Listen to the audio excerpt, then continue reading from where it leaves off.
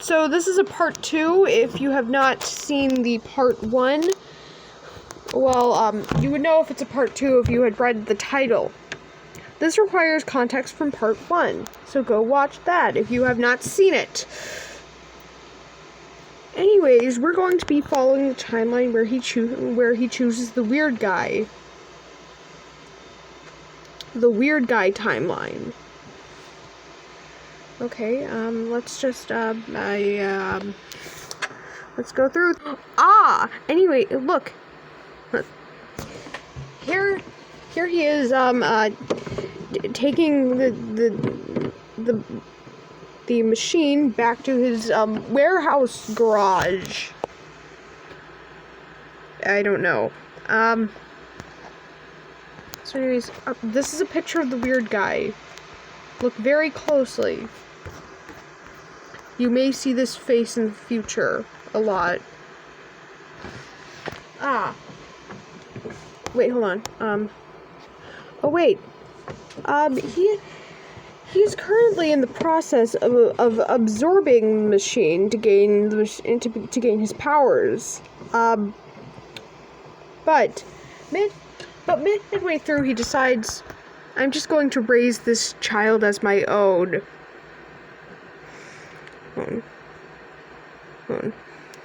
But he kind of raises him into becoming an attacking machine.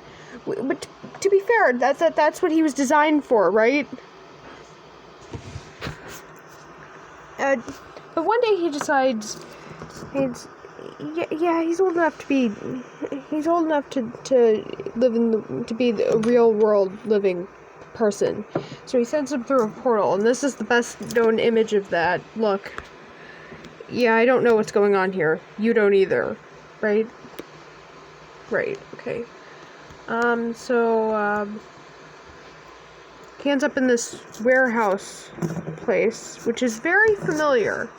So and then he finds a weird time machine and stuffs it into his head, and now he looks very familiar.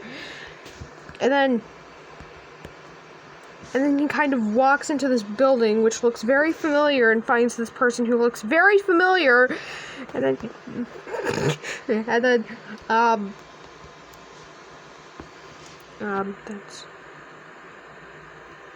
this is going to rely on an earlier image. Here's the earlier image, right here. Basically, he walks in there to find that they're having some sort of machine adoption thing. So the machine chooses him. He this is starting to look very familiar. I should stop saying that. Anyways, he goes back to his warehouse garage and starts absorbing this machine thingy, and midway through realizes that, hey, this event from earlier was also a completely random choice, and in this timeline, he completely consumes this machine and absorbs all of the power.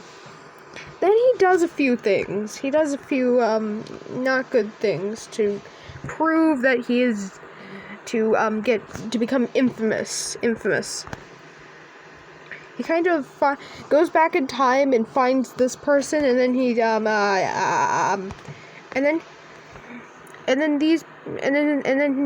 then his relatives kind of get mad, and then he kind of you get the idea, and then he goes to a different timeline and finds these people who look exactly like his relatives, and then he there.